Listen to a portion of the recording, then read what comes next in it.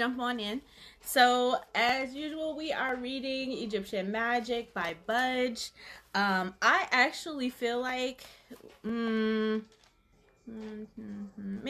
I want to say maybe with at least maybe 3 more study sessions. Hopefully, we'll be able to move on to a new book.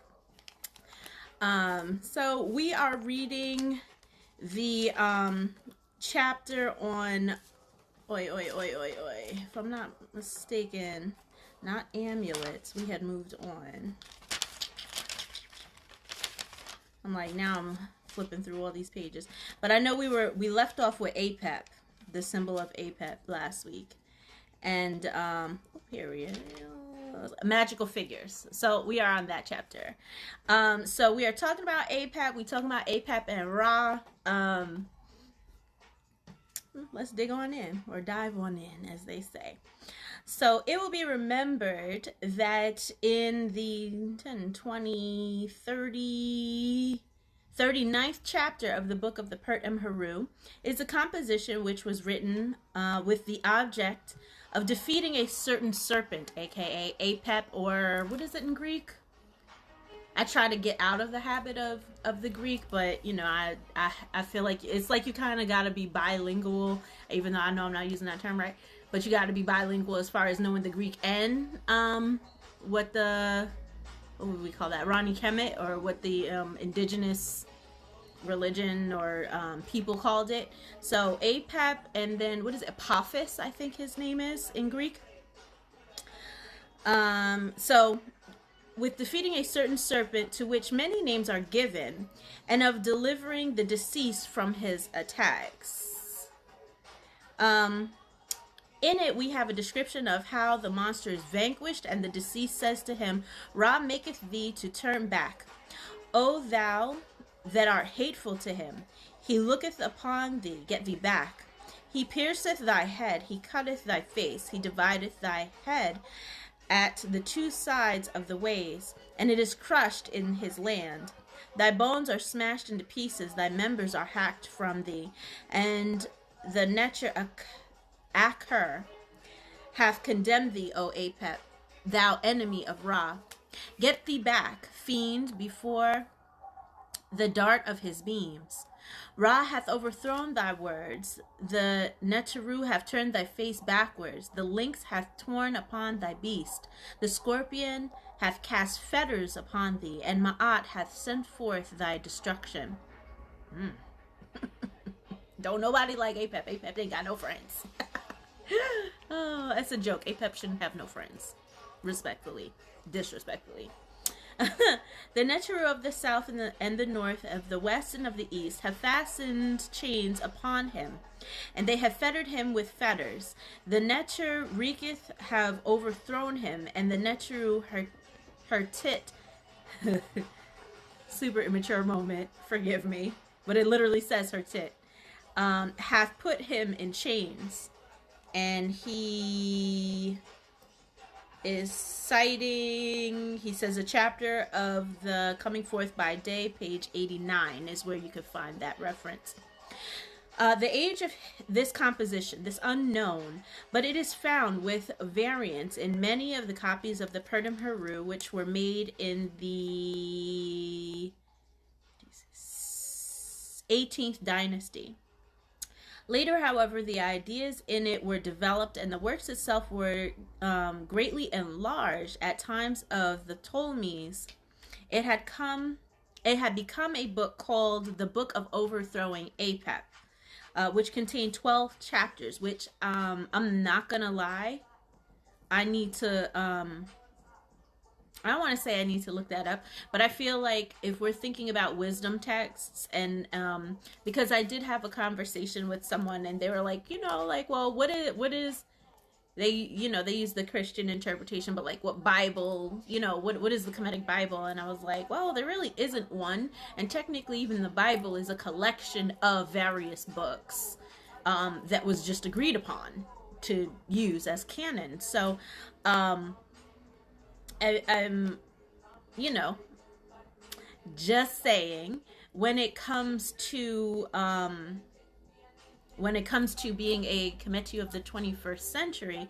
Now, clearly, we're not going to do the same thing and just put them all in one place and da-da-da-da, but at least, like, okay, well, as Kemetyw, what are the books we should be reading? And I'm not talking about, like, and I say this respectfully, I'm not saying what secondhand sources should we be reading, because I feel like that would be another, like, recommended book list. This is, you know, kind of like what we should look into, kind of a thing. But, just overall, like, what are our primary texts as Kemetyw? So clearly Perdeh Meru, but then, like, what else? Like, do we, because, you know, there's a lot there's funerary text, there's literature, there's a lot of different things. So it's been my observation that when one is having a conversation and someone is self-identified as being a 21st century practitioner, the body of knowledge is very different for each person, which, again, I can respect that very much. I think we should have clearly freedoms and things like that, but you know, I am under the belief that there should be something that I don't even want to say, I guess would be a prerequisite, to put it in, I suppose, like, college terms. But what are the prerequisites as far as reading is concerned? Because I've met a lot of Kemetyw who they've read a whole bunch of books, but there are a lot of secondhand sources. There are a lot of, and I'm not saying secondhand sources as in, like, translations of things, because studying the I want to make sure I'm using the correct terminology. Writings. I'm trying to think of the word writings, and all, for whatever reason, just the only word that keeps coming to mind is remech, and I'm like, that's not the right word. So forgive me, because the word is, like, popping, like, not in my head right now. But excuse me. What is it that we generally read as our spiritual and religious texts? So what are those prerequisites? Not, you know, again, if you can't read glyphs, you know, if it's someone's translation of one or another, okay. So, like, I know there are other religions where if you can't read Arabic right away, you can still get it in your own language, but you are eventually expected to learn Arabic. So it would be the same thing, where it's just like Sabayit. That gets me thinking now. I think that sounds right. Now I'm, like, sitting here thinking about it. But that sounds correct to me. So, do I curtsy? So, just, I guess, even feel free, let me know what you think. Like, am I just off my rocker? Like, am I making sense? Do y'all have any recommendations? And even for the people who are not live, feel free to leave a comment. I really wonder about these things, and I think what really drives my thought is the idea of, if we're going for the next generation, if we want to have children come into this tradition, like, what are we handing them? What society, what spiritual society are we passing down? What morals, values, tenets, what are we giving them? Or are they just gonna have to try to figure it out like we tried to figure it out? In which case, like, how does one and again, this isn't to say that it's not possible, but how can children in 50 years from now, to quote the 42, how can they not waste the plowed lands? We are plowing the lands now, but yet we're so in that American individualistic mindset that it's like, well, what exactly are we? Like, we're going to be ancestors one day. What are we leaving for the next generation? Like, what's that quote? You know, I'm not going to say it correctly, like, straight on, but it's being Ankama or Aukten Aukten, as the Kurti reminded me. So what is it that we're leaving? What shoulders are we giving our future generations to stand upon?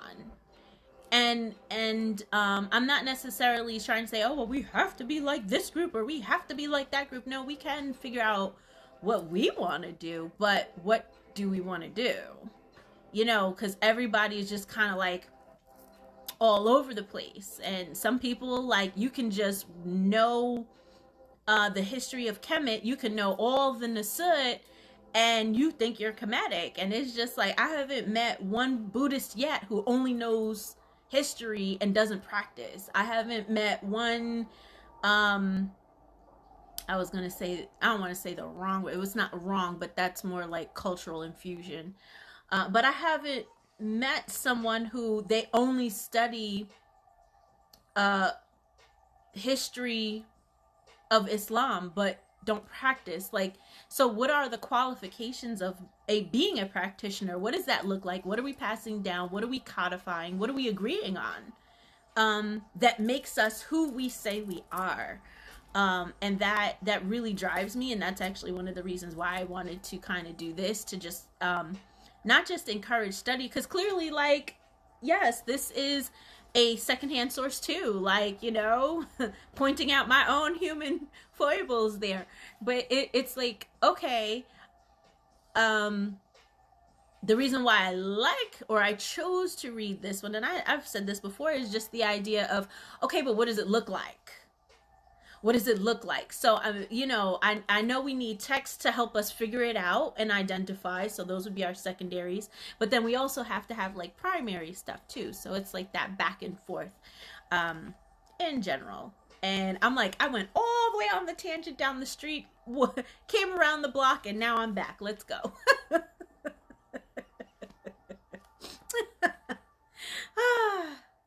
You have to laugh at yourself sometimes, aka I have to laugh at myself sometimes. I can't take myself overly seriously because I'm a human being. I'm having the human experience.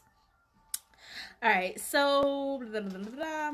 So he references the Book of Coming Forth by Day. It's page 89 for that. He goes on to say, the age of this composition is unknown, but it is found in variants, blah, blah, blah. Oh, that's what I was saying. The Book of Overthrowing Apep. So I really would like to look more into that and see if that is a text to kind of add on to my, like, maybe that's, in my pondering, something that we should add on to. This is part of our canon, what all Kemetic people, or all people who saying they want to be Kemetic, this is like where we're at, kind of a thing. Which contained 12 chapters. At the same time, another work bearing the same title also existed. Oh, this is going to be fun. It's kind of like, and I'm like, this is like a nerd moment, so forgive me if you're not into anime, but it's like, there's this series called Full Metal Alchemist, and it came out before the actual manga, or like the book version, was done. So you have Full Metal Alchemist, and then you have Full Metal Alchemist Brotherhood, which came out when the manga was finished. So I'm like, that sounds like this. You got the Book of Overthrowing Apep, and then you got another Book of Overthrowing Apep, and they're pretty similar, follows the same story, but they're not exactly twins. They're twins, but they're like fraternals. They're not identical. So anyway, that's keep going. But it contained 2 versions of History of Creation and the list of the evil names of Apep and a hymn to Ra. So, we could even say that would be like the Protestant Bible versus the Catholic Bible. They're the same, but they're not the same because, they emphasize, or one has a little more than the other one does. You could say that about the Lost Book. You could say that about a lot of different ones. So, okay. I dig it.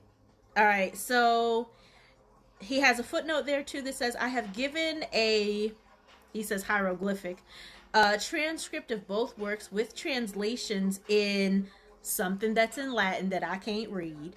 I'm going to say Archaeologia. But it has that one where it looks like the upside down A and the E and they're connected. So yeah, that. Volume, I forgot. And Kemetyw, you told me this a while ago. L, I can't remember if that, or was it C that meant 100. So, but Lii. So that's where you can find that hymn to Ra, like he translates it, and you can go, if you wanted to go read it there. Among the chapters of the former work was entitled One Chapter of Putting Forth the Fire upon Apep, which reads, Fire be upon thee, Apep, thou enemy of Ra.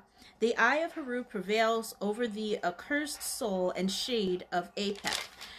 And the flame of the eye of Heru shall gnaw at that enemy of Ra. And the flame of the eye of Heru shall consume all the enemies of the mighty Netcher, life, strength, and health, or Ankujasaneb, both in death and in life. When Apep is given to the flame, says the rubric, thou shalt say these words of Hekau. Taste thou death, O Apep, get thee back, retreat, O enemy of Ra, fall down, be repulsed, get back and retreat. I have driven thee back, and I have cut thee into pieces, which that thoroughly really reminds me of if you've ever participated in, what is that? Oh God, I'm like, what is that thing? And I'm like, horrible. Oh my God, New Year's. Why can't I remember it? All I can keep thinking is Purdom Haru, and that's like not what I'm trying to say out my mouth. Not Masaru. Golly, oh my God, I'm such a bad Kemite right now. I don't know why I can't remember. It's in August. It's New Year's. Oh my God, I'm so bad. I can't think of it. Please feel free to put it in the chat and remind my brain, because my brain is not cooperating right now. Oh my God. No, see, I was about to say feast. It's not feast. Oh my gosh, New Year's. I'm gonna come back and hopefully somebody writes it there and I can correct myself. Ra triumphs over Apep. Taste thou death, Apep. Ra triumphs over Apep. Taste thou death, Apep. Ra triumphs over Apep. Taste thou death, Apep. Ra triumphs over Apep. Taste thou death, Apep. Thank you, Repwin Pet. Why couldn't I remember that? Oh my God.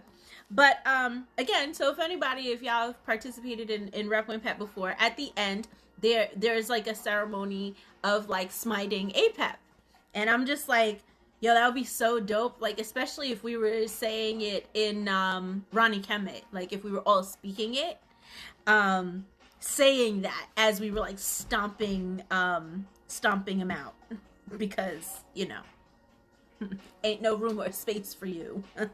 Because Ra triumphs. Okay.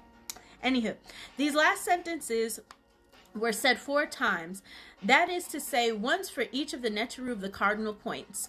The text continues, back fiend at the end to thee. Oh, I'm sorry, an end to thee. Therefore I have driven flame at thee, and therefore I have made thee to be destroyed, and therefore have adjudged thee to evil. An end to thee. Taste thou death, an end to thee. Thou shalt never rise again. Such are the words of Hekau, and these are followed by the directions for performing this ceremony, which reads thus. If thou would destroy Apep, thou shalt say this chapter over a figure of Apep, which hath been drawn in green color upon a sheet of new papyrus, and over a wax figure of Apep, upon which his name hath been cut and inlaid with green color. And thou shalt lay them upon the fire, so that it may consume the enemy of Ra. Before I continue, he does have a footnote there that says, Lord have mercy, some Greek guy. Theocritus. I don't know why that sounds so arrogant. Theocritus has preserved for us a proof that the Greeks made use of wax figures. Don't nobody care about them. Blah, blah, blah. He basically saying how the Greeks jacked what the Kemetyw was doing. Don't nobody care about that. I ain't need that footnote. I don't need to be justified by the Greeks. Just saying. Respectfully. But I think that's pretty dope. Let me continue before I even keep saying what I'm saying. And thou shalt put a figure on the fire at dawn, and another at noon, and another at eventide, when Ra sitteth in the land of life, and another at midnight, and another at the 8th hour of the day, another towards the evening. And if necessary, thou mayest do thus every hour during the day and the night, on the days of the festivals, and every day. By means of this, Apep, the enemy of Ra, shall be overthrown in the shower. For Ra shall shine, and Apep shall indeed be overthrown. So let me finish reading before I keep going. And the papyrus and the figure having been burnt in a fire made of Kemetyw grass, Khesau, Kemetyw grass, that remains thereof shall be mixed with excrement and thrown upon the fire. That smells delicious. Can't wait. Cannot wait for that. Thou shalt do this at the 6th hour of the night, and at the dawn of the 15th day of the month. And when the figure of Apep is placed in the fire, thou shalt spit upon him several times each hour during the day, until the shadow turneth round. Thou shalt do so until, it sounds like until noon, because that's when a shadow disappears. So when does one shadow turn round? I'm like thinking of a sundial. Unless it just means keep doing it because it never gets round. Correct me if I'm wrong. Thou shalt do these things when tempests rage in the east of the sky, as Ra setteth. Oh, well, there you go. I'm corrected. In order to prevent the coming onward of the storms, thou shalt do this, and so prevent the coming of the shower of rainstorm, and thereby shall the sun be made to shine. So, I'm just saying, I know we in the 21st century might not be able to make that many wax figures and stomp and burn and get some excrement and burn up Apep every hour. So I mean that really just reminds me of that fact that it's just like, you did have priests and they had their regular jobs, and then they would go shave themselves clean, ritually purify themselves, eat good, eat clean or whatever, and do these things all day long on the behalf of like the rest of us. So like I could see why they did that, because literally, like, I would not be able to, again, because I'm a teacher, I'm like, hold on, children, I have to go smite Apep real quick. Like, that would be a lot. And then, even my job now, like, I know there's someone who I was in a class with, and they actually have a petition, which now that I think of it, I'll probably post it, but it is a petition to have African religions recognized for, I forget, it had something to do with like the UN, and having different protections and recognition, was the way the explanation went. So, but I can think of like right now in 2021, if I went to my boss and was like, I gotta stop teaching because I gotta go burn some poop and a figure made out of like painted green to go smite evil, I might not have a job for that long, just because, again, respectfully, we live in a Christian country. So like that's just the reality of it. So having that so that we have our priests to do this on our behalf, now that function makes sense to me. I think the other thing that I really, really like is this idea, even if I couldn't do it to the T like this, being able to do it at certain points of the day, especially if it's during Requiem-Pet or during festivals or doing that, like literally having a ritual and a ceremony to continuously kill evil, like, and it's tangible. It's a tangible thing. I know me, like in general, I am very visual. I need to see it to like have that kind of connection. So, actually being able to fashion that image of Apep, being able to paint that green, being able to actually burn him up. And I don't know if I would be digging the poop parts, but I mean, I get it. and spit on him and all that other stuff, like symbolically, the energy that you're like, literally, as it said earlier, like you are repulsing him. You are like letting evil know. You are letting chaos know. You are letting Isfet know that, like, I'm on Team Ma'at over here. We're not doing that. Like, no, absolutely not. So, I could see how this would have a function. I just wonder in the 21st century, because everybody is not a priest, and everyone can't just stop every hour to be able to do this ritual. So it's like, okay, where's the middle ground? How would we execute something like this? So just another question that I ask. All right, so in another part of this book, the reciter is told to say the following firmly with the mouth: "Down upon thy face, O Apep, enemy of Ra. The flame which cometh forth from the eye of Heru advanceth against thee. Thou art thrust down into the flame of fire, and it cometh against thee. Its flame is deadly to thy soul and thy spirit, and to thy word of power, and to thy body, and to thy shade." Damn, so ain't no part of you getting out of this. That's what that's saying. "The lady of fire prevaileth over thee. The flame pierceth thy soul, and maketh an end to thy person, and it darteth into thy form." There is no escape. Yeah, for real. Take that, Apep. Like, there is no, you ain't getting away. Your shadow ain't getting away. Like, there is no, it darteth into thy form. So, like, if you've ever seen spooky, scary movies, I'm picturing, like, that part where, like, the ghost jumps in them and they're like, oof. Like, that's what, like, the fire is getting you. You ain't getting away. Evil has no place to hide. "The eye of Heru, which is powerful against its enemy, hath cast thee down. It devoureth thee. The great fire trieth thee. The eye of Ra prevaileth over thee. The flame devoureth thee. And what escapeth from it hath no being." Damn. So it's like, I guess if you burn something down, and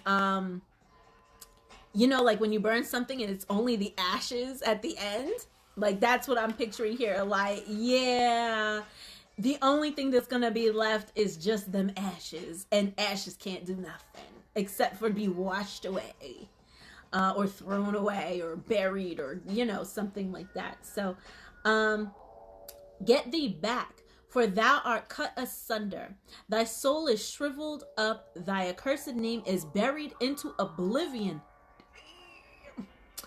And silence is upon it, and it hath fallen out of remembrance." Oh, so ain't nobody even gonna remember you. "Thou hast come to an end, thou hast been driven away, and thou art forgotten. To make these words to be of effect, the speaker is told to write the names of Apep. So apparently, now this is something I didn't know. Apep has more than one name, because he's being plural here. So now that's something else I need to Google. Like, I need to find that out. What are Apep's other names, so I could burn them with the poop and the fire and spit on them and all that other nonsense that he's talking about. Not nonsense, I'm being funny. So write it upon a new papyrus and burn it in the fire, either when Ra is rising, so at sunrise, or at noon, or at sunset. In another part of the work, after a series of curses which are ordered to be said over Apep, the rubric directs that they shall be recited by a person who hath washed himself and is ceremonially clean. Ugh. And when this has been done, he is to write in green colors. So apparently, Apep keeps being associated with green. I wonder what shade of green. Like, would it be, and I know this is like, it sounds silly, but I'm being serious. Like, because when I think of green, I think of like, we associate it with growth. We associate green with Asar. We can associate green with Nebuchadnezzar. We, like a whole bunch of Geb, with earth, regeneration, like all positive things. So I'm wondering if the shade for APEP is like I don't want to say a dark forest green, but if y'all ever seen like those really, really dark shades of green that are like almost black, kind of, like, I'm wondering if it's that color. Just a thought. Who knows? We'll see. Maybe he'll say something about that. So write in green color upon a new piece of papyrus the names of all of the fiends who are in the train of Apep. This reminds me, if y'all have ever read the story of Haru Bahudet, I'm gonna have to say that story is like one of my favorite stories. Like, I find humor in it, but at the same time I also find that story to be very powerful, or that myth, or how, whatever word you want to use. But it was interesting, or that's like my point of reference, where in that story, they were talking about all of these fiends and these crocodiles and these half humans and, all these different beings that were in league with those that opposed, Haru, and he just, he slaughtered them. He had no mercy. He was straight up like, you an enemy, you got to die. So it's like, when I think of this, it's like, oh, well, when it comes to APEP, when it comes to evil, when it comes to chaos, when it comes to all that like negative stuff, you don't even like, and I say this like when I'm with my students, like, you gotta be specific. You got, like, what is it? Put your finger on it, and then if it's one finger, I'm pretty sure it's not just one thing. You could do that and then expand outwards. So if we're talking about evil, we could say evil, but what does evil look like? Evil could just be thinking negatively. Evil can be not sharing with other people. Evil can be not being respectful to one's parents, not being respectful to other people, especially now in 2021, where, again, being petty is praised.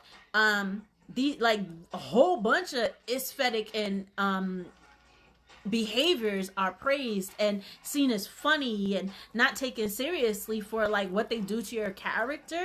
So like, I could say, like, oh, look at all of these shows, and I don't want to say we're all, because I don't want to speak for everybody, but we all watch TV in some way, shape, or form. We're not all sitting in a corner with candles and incense 24/7, 365, just being super holy. Like, we're everyday people. So we can watch, the shows where they're throwing drinks and, oh, you stole my so-and-so, and, watching the shade room and all the tomfoolery that goes on, like, indulging in that. If we were to go back and look at the 42, like, if it's one thing, it could, expand into a whole bunch of other stuff. So when it's talking about, like, nah, you want to get the fiends too, like, especially if you're doing like moon rituals or just rituals in general, they tell you to be specific. So I could even see, like, if we are supposed to be smiting APEP, we're going to be like, all right, well, we can't just say evil. We can't just say chaos. Like, well, what does that look like? And that's what I'd be saying to the kids.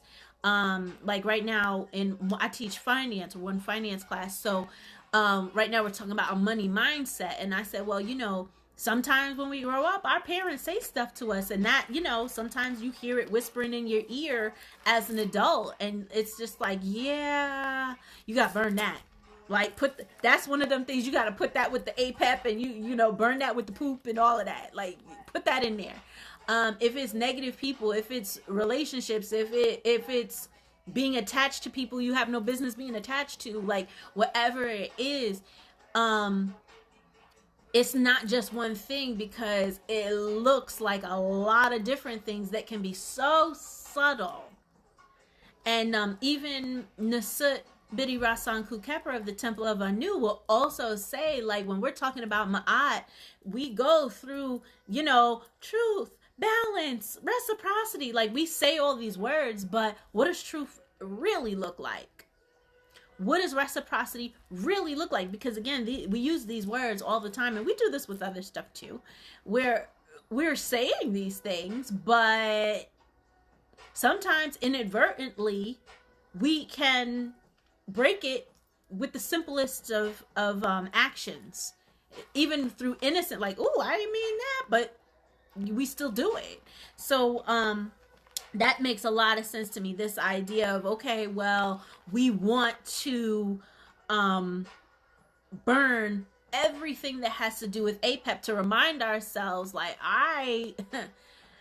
let's get it together. Like, we gotta stop having those negative thoughts. We have to stop what's the word I'm looking for, like that voice that you hear in the back of your mind, like that what do you call, like, even being gaslit, and people put thoughts in our minds, or we, I know on the internet, like, talking about narcissists is like a big thing right now, like, other people put stuff in our minds, and sometimes we don't even realize it. Like, I have a friend where she was with somebody for so long, sometimes I have to remind her, like, she developed certain habits that are like horrible, but she developed them because she was with that person. And I'm like, y'all was together for a very long time, but that's not where you're at anymore. You're not with that person anymore.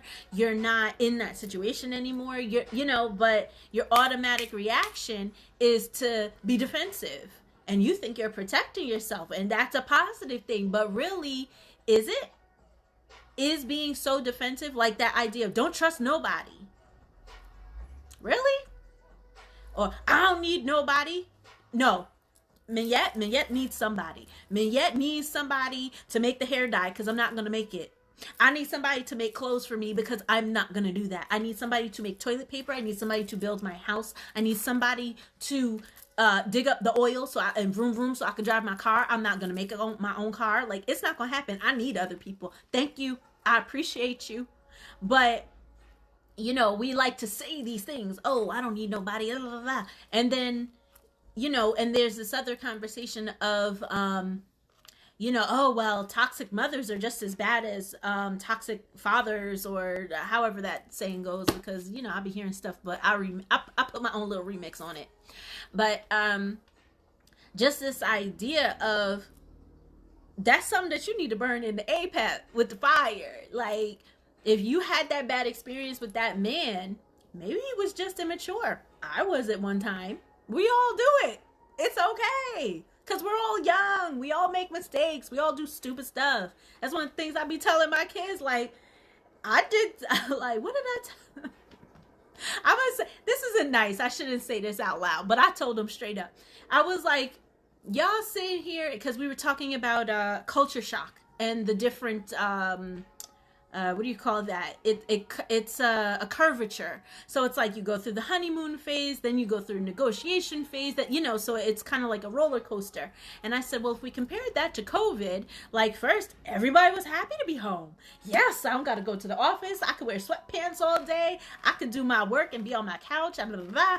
Cool. Everybody was cool with it. Then after a while, everybody's like, oh my gosh, I don't know if I could do this. Trying to find different ways to deal with it. Oh, let me get together with my friends. Let me do this. Let me do that. We were trying to find a new normal, because that's, that's the thing they be saying all over. Oh, we got to find this is our new normal. I'm like, okay, sure. But it is. So we had to negotiate. We had to try to figure that out. And now we're in this lull. Now we're just sitting here, and I said to them kids, I said, are you getting the same grade? Like, you were happy to not be in school, but are you still happy to not be in school? They're like, nah, I'm going to go back. And I was like, I know. But, where we are, I said, what about your grades? Are your grades going to be the same exact way? They were like, no. I was like, well, are they better at home, or are they better when you're in school? They're better when we're in school. Okay.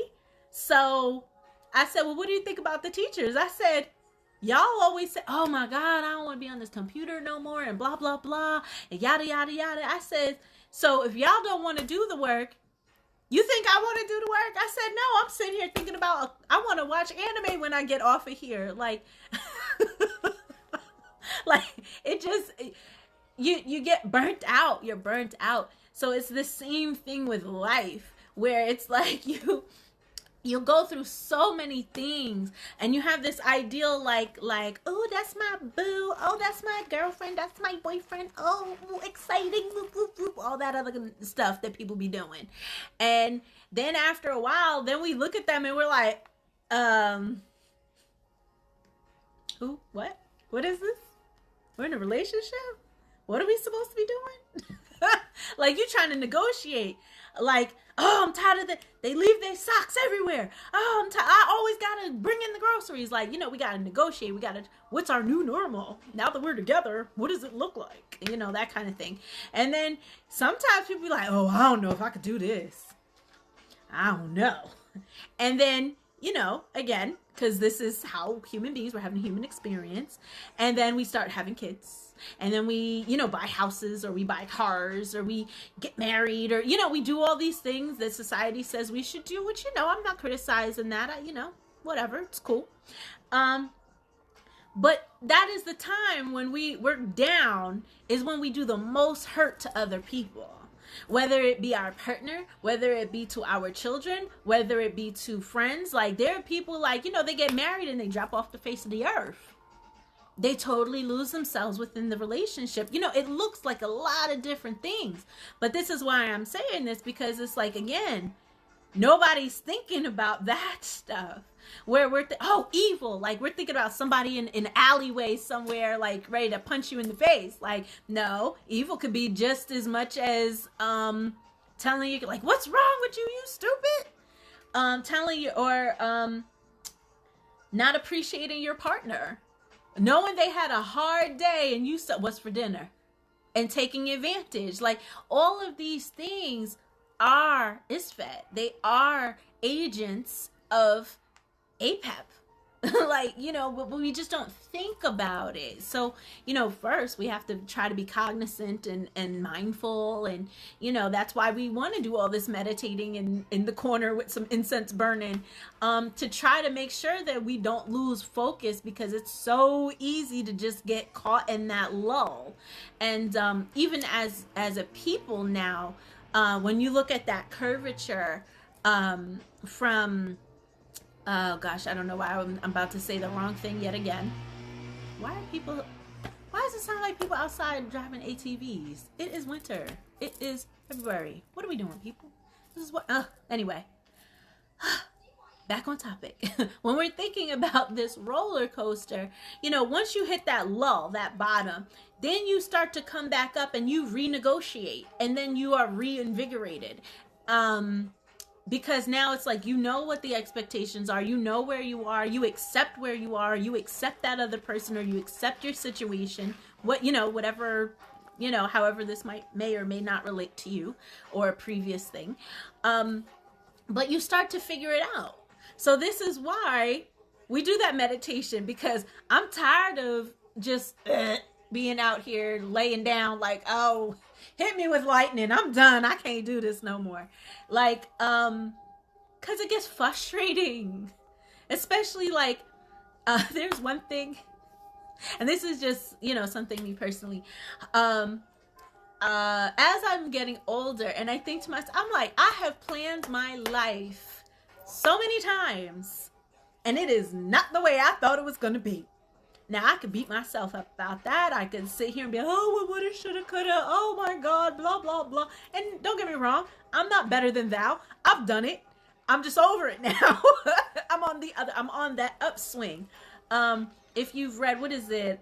I believe the Kabbalion talks about, like, you have that pendulum swing. Sometimes you on the high on this side, and then it swings down low, and then you come back on the other side, it swings back down to this side.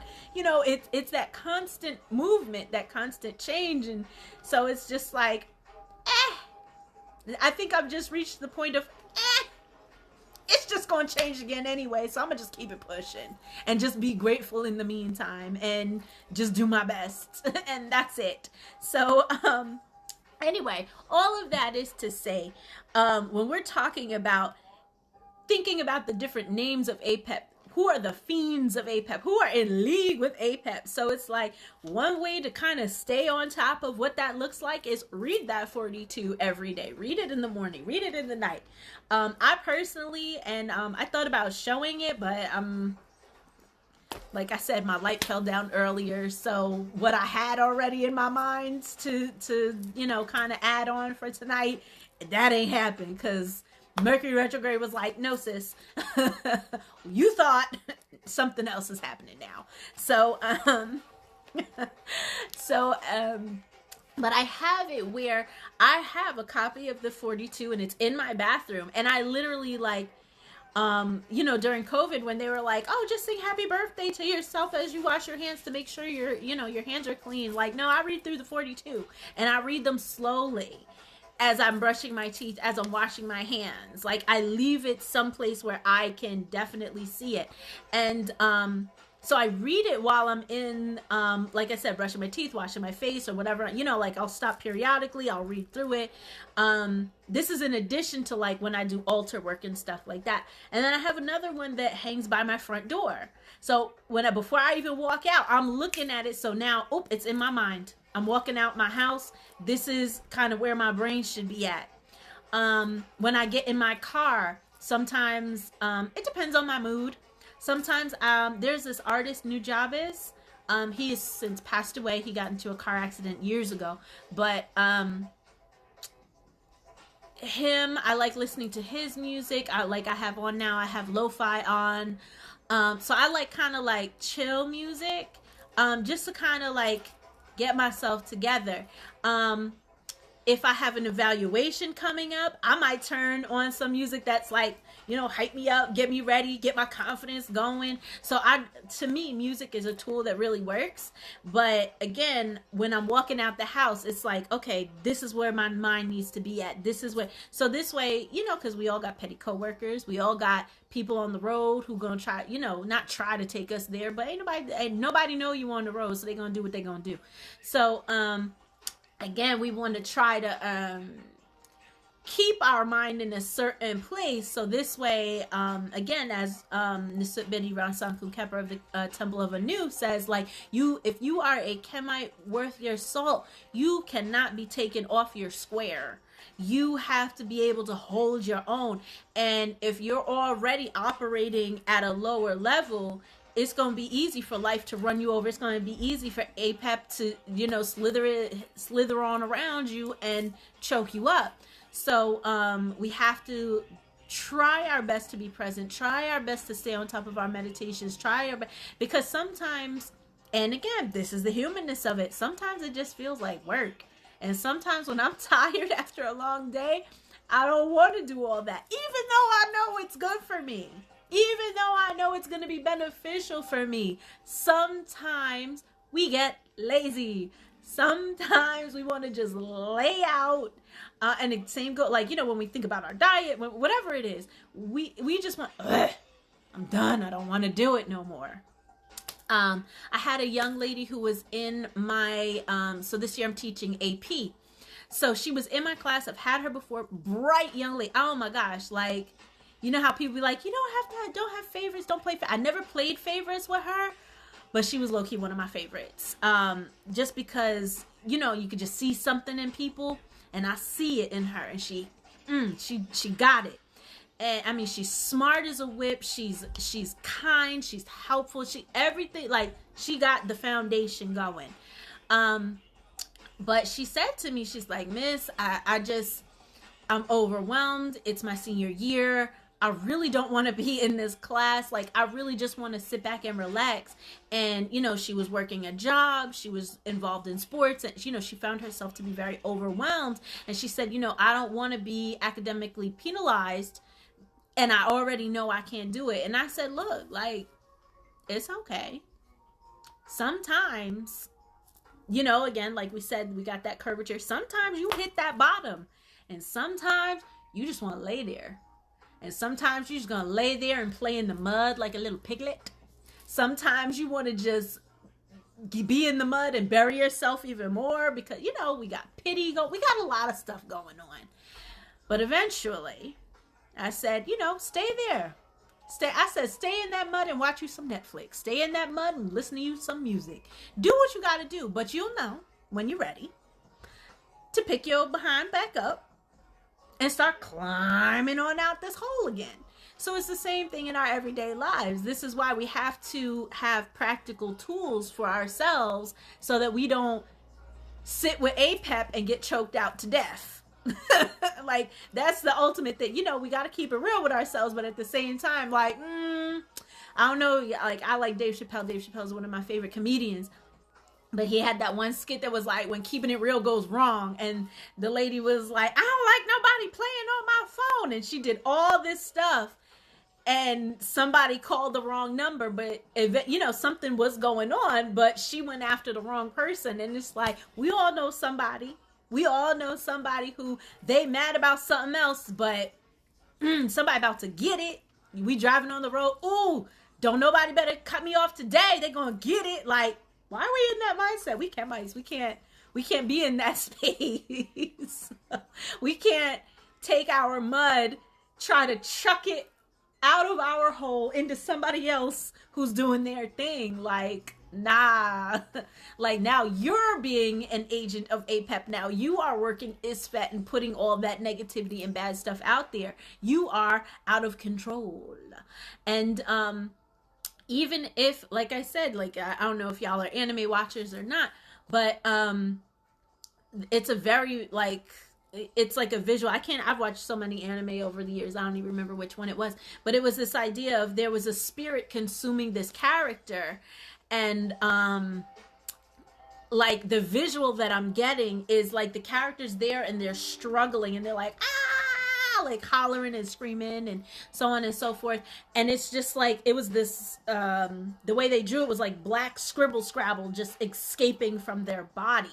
And it's just like, that's people. Sometimes there are really just some people who are so traumatized, so hurt, so in their own junk that they are just letting black scribble scrabble pour all over the place.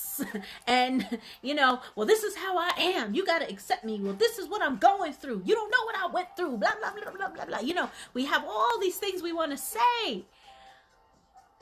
But when we go to the Hall of Ma'at, when we get judged, you think Jehudi gonna sit there and be like, oh yeah, yeah, you went through all of that. Yep, yeah, your heart is not lighter than a feather, but you was going through something, so we gonna, like, nah, you still responsible. Like, just like when people say, oh well, you know, like, I was watching a TikTok yesterday and this lady said her, and I mean, it's like one of them stories that you hear about stuff people go through and you be like, damn, you a strong sucker. Like, this woman's story was so powerful to me. Like, I don't know how she did it, but do I net you for her, you know, hard work? It might have been Sasuke. I don't know. I feel like it could have been so many different animes at this point. I don't even know. Like, I've been watching My Hero and what's his name? Dark Shadow character. And he just had like one of those moments where his power got, you know, and it was like randomly killing people. So I mean, it could be a lot of different animes, like, for all I know. I'm not even sure. But I'm like, now I'm thinking about anime. Come back. Get back on task.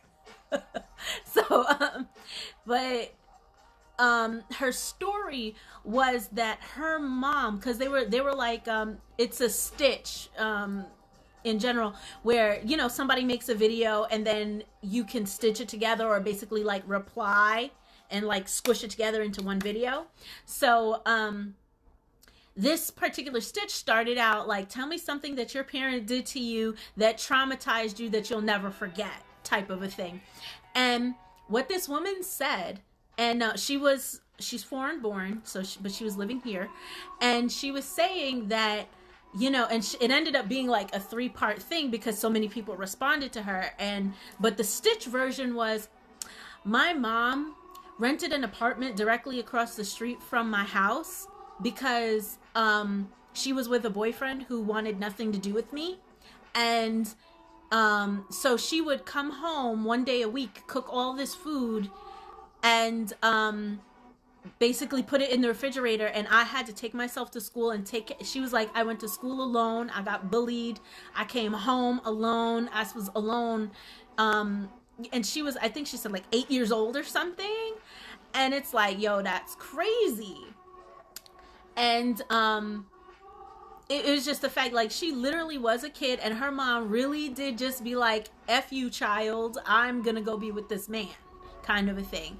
And that like blew my mind. But it's like, that's the reality. There really are people who do stuff like that, or don't have certain connections to their kids. I don't know. I'm pretty sure there are a lot of psychological explanations for that, but I'm no psychologist, so I can't necessarily speak to that. But then she goes on in like the part 2 and the part 3 and basically says like, yeah, my mom got pregnant out of wedlock. My father left her, and she was like young. I think she said like 16, 17 years old. The guy left her, so she had it in her mind like, oh, I'm gonna come to this country and make it for myself. She ended up meeting the guy who she wanted to be with, but again, didn't know her, something like that. Didn't even know that she had a daughter. So she had since, like, she was like sending money back home to take care of her, whatever. So eventually she brought her over here. And then the gentleman who she was with died. And then that's when I guess this whole other situation like ended up happening, because then she got a new boyfriend, and then he didn't want nothing to do with her kid. And so she sent her back to the home country to live with the aunt and the uncle. And the aunt hated, because now she considered her to be American, so she hated American kids, so she would beat the crap out of her. And the uncle was like molesting her, and I'm just like, yo, the stuff this lady went through. Now fast forward, she was like, but I don't hate my mom, I get it. She was like, I'm in my 40s, like I can't hold on to that anymore. We don't have the best relationship, but we do talk.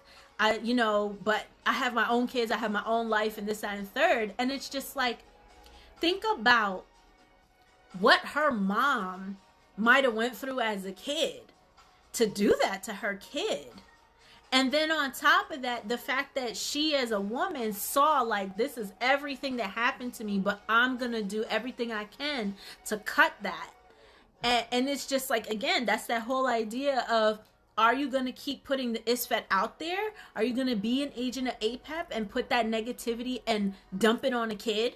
Are you going to dump it on your coworkers? Are you going to dump it on your partner? Or are you going to try to fix it and do something about it? Or are you just going to be like, oh, woe is me. I have the worst life ever. I can do nothing about it. I have no power in my own life. Like, even that attitude is fat. That feeling of powerlessness. And again, it's not like anybody doing that on purpose. Don't nobody like, oh, you know what? I think I'm going to have kids and I'm going to F them up. I want them to sit on some psychologist's couch. Like, don't nobody think like that. But you can't, I don't want to say you can't help it, but when you're in your humanness, if you don't have guidance, if you don't have that kind of foundation to be like, this is what I should be doing, or this is where I need to be, or being around people who kind of move you to go that way, oh, it's very likely, it's very much going to happen. So it's our jobs as Kemetic people to stay on our square, because it's so easy living in the United States, living in 2021, like, even that story of the princess from Dubai, her own dad kidnapped, because, and from what I gather, like, she was very outspoken. She wanted to change things for women and this, that, and third. He's old fashioned, and she's been locked up since 2000. Since 2000, her own father just locked her up and threw away the key. And now, like, they're petition, like, what is it? The sister or the friend or somebody is like petitioning the police in London to try to reopen her case and just show that she's still alive. Like, I mean, and then the official story is, oh, she's bipolar. And it's like, wait, she bipolar and you just lock her up? Like, and that's her dad. you know, like, and I'm sure in his mind, of course, there's probably some type of ego because he's like, I don't know what his title is, but he's the king or whatever. Like, you can't have your kids out here doing this, and the third. I get it, but I'm pretty sure in his mind he's justifying, like, oh, I'm keeping her safe. Oh, the world is gonna do this to her. Blah blah. People say all different kinds of things, but he's being an agent of APEP. He's being a fiend of APEP. So it's like this. Yeah, seriously. Look, if you look into that story, and the reason why it's so big is, she was like secretly sending videos to her friends to let them know that she was okay. And then I think they said in 2019 they stopped. So that's why they took all the videos and just released them, because now they fear that she might have actually passed away. Or something like that. Or it was something like they think that they took away all her phones or something like that. Oh yeah. Oh, it's very much an ableist argument. Like, and again, because people think, oh, I'm doing what's best for you, blah, blah. And it's like, even if people have disabilities, like there's this young man I watch on, I love TikTok. I know I'm on Instagram, but I love TikTok so much. And it's this young man who has cerebral palsy, and he does like the little TikTok dances and stuff like that. And he's like, I'm like, oh, he's so cute. Because to me, he's like a little 5-year-old, like, oh, yes, okay. But it's interesting seeing how many people will say such negative, crazy stuff to him. And like yesterday, they were like, you're not doing those dances, you're holding on to stuff. And it's like, seriously? He's just having fun watching a video. Like, what is going on? Like, what is wrong with people? Like, constantly criticizing and thinking for other people and like, oh my gosh, it's...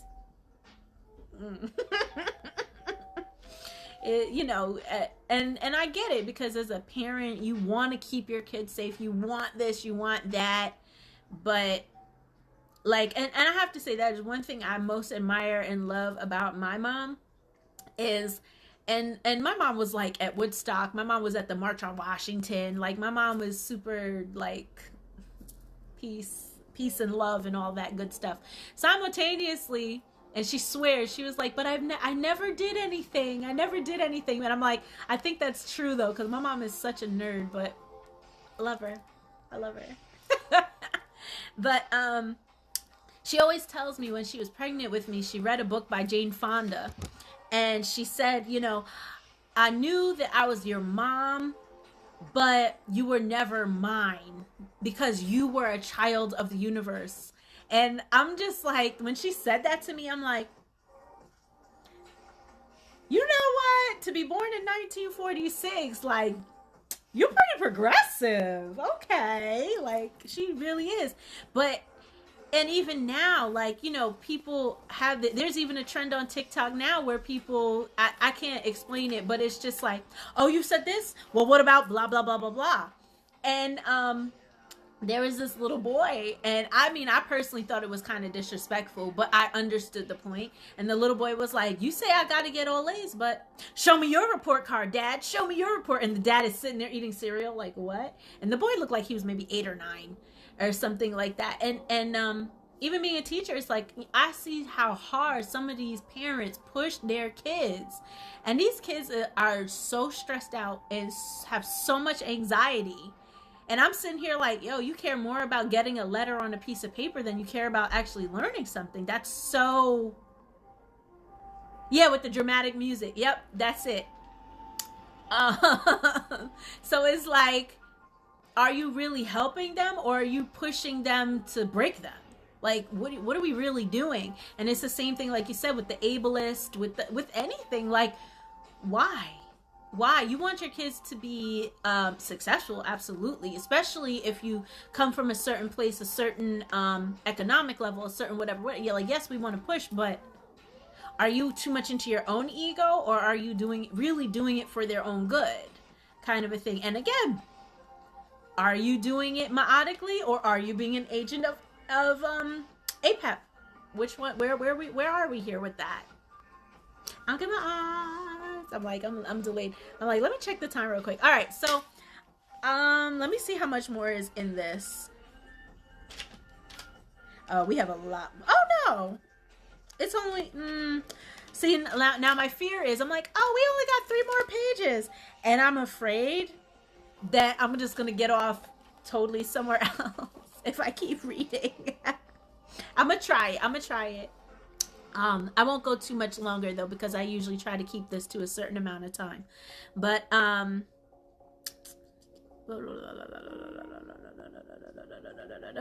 okay. So he was taught. They were originally saying about being a fiend and doing all of these things. Oh my gosh! Oh wait a minute. Hold on. I'm like, now I see comment. I looked down for 1 second. I got all the talking. Yep. Exactly. Now, honestly, I am not. Oh, I'm getting. So thank you for the hair compliments. Next week it will most likely, because I'm planning on doing some bleaching, so it will most likely be different again next week, but thank you. I am not sure about Newark school system. I have heard through the grapevine. Oh, wait a minute, hold on. When you say Newark, you're talking about Newark down in Delaware. It just occurred to me. I was like, oh, you ain't talking about Jersey. My bad. So, I honestly don't know. Now I want to be nosy. But, yeah, it's that idea of taking away the grades. And, like, I try my best, especially now in COVID. Oh, and you talking about Jersey? For real? Now I really need to look it up. Because I've never heard that. So now I'm definitely going to Google that once we get off of here. I didn't hear that at all. And if they did do that, I think that is an amazing idea. And I would love to see, I wonder if they're like actually doing data on this or anything like that. I could see positives and negatives just during COVID. Okay. I could oh my gosh, during COVID. Oh my God. I think it would be a little different because the one class, like I said, I have the AP class, so they have to pass a test, like I'm supposed to be teaching to a test kind of a thing, and this is my first time doing that, which is very like weird. But I think the unique thing, at least about the AP history test, is it's all about critical thinking. It's all about analysis. It's all about making connections and things like that. So you know, and I have fussed literally since September, and I was like, oh my God, y'all care about the letters on papers, what is going on? And they're like, yeah, but we want to get into college, and college cares about letters on papers. And I was like, okay, I get it. Cool. But so it's like, I try my best to find that in between where it's like, I am judging you on your effort. I am judging you on, or grading, because synonyms. But those are the things I'm looking for, because those are the skills I know are going to be important on the test type of a thing. And I wish we could do that across the board, because, and different districts do different things. So, but there have been even news articles that's just like, we're pushing our kids so hard for what? For what? What is the point? And even on social media, so popular now, like, oh, school doesn't teach you anything. Why are we learning anything? And blah, blah, blah. And I had the same conversation with my finance kids, and they're like, oh, we don't learn anything we use in real life. And I'm like, what are you talking about? Like, you sound cuckoo for Cocoa Puffs right now. And, they're like, well, what am I going to use that algebra for? What am I going to use that for? I said, algebra is everyday life. I don't know what you're talking about. For example, algebra is, how many times can I hit snooze but still get to work on time? You don't think about it like that, but it's algebra. When I cook food and I don't have measurements, when I, if I want to use geometry, if I got to put together IKEA furniture, that's geometry.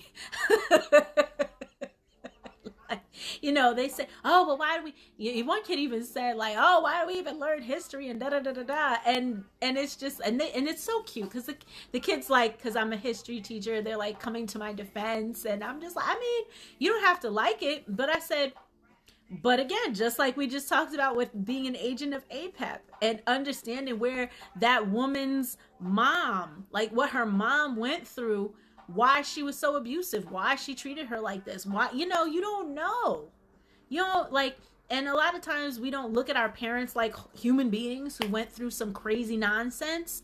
And that's even a thing now where people are like, oh, I'm going to therapy because you didn't. I'm trying to get myself together and break these generational curses. Like, now everybody's about that. But if this was 3-4 years ago, nobody was on that time.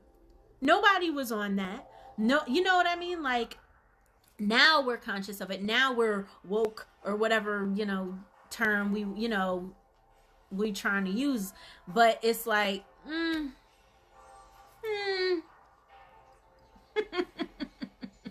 like we have to practice empathy, even when it's somebody who we might not have the best relationship. Like, and I think about that, when we think about ex-boyfriends, ex-girlfriends, ex-friends, all of that. Like, at the end of the day, they're human beings. They went through stuff. They're trying to get through life. And they're just trying to do to protect themselves. They're just, and sometimes protecting themselves hurts other people, and it's not okay. Does that mean I'm like, yes, oh, punish me more? Like, no, maybe I need to stay away from you because, like, that's I don't want to get hurt by you. But, like, okay, yeah, maybe we're gonna have to break up. But at the same time, like, it's kind of like, what is that thing? Like, please, sir, can I have some more? Like, you get your food, you get your sustenance, you get enough energy, and then you got to move on to the next thing. You get your lessons, you earn, you learn you get your licks, and then you keep it pushing. Like what they say, everybody's in your life for a reason, season, time, and blah, blah, blah. I'm not good at those, remembering all them things, but you know what I'm talking about. So, yeah, it's just, in general, it's an interesting thing. And I just wish, at least as an educator, we were more about education than schooling. And that's what I think the problem is. Like, we're just so focused on, even if we look at it from like sociology, we're so worried about quantitative data, as though qualitative data doesn't matter, as though qualitative data isn't significant. We only want, like, it only needs to look like this, and if it doesn't look like this, blah, blah, blah. And I'm like, but qualitative data would make so much more sense for social services, for education, for public policy, and all these other things. But we're only concerned with one form of data. And it's just like, I know we're data driven, but, like, doesn't that seem like an oxymoron? Like, we want to drive what we're doing based on data, but we only want to use this little bit of kind of data. And if it doesn't look like this, we're not going to do anything. Like, that doesn't make any sense. But again, if you knew better, you do better. And it is my assumption and thought that most people, if they were taught like me, you go to college, you get a degree, you make money, and you have a better life.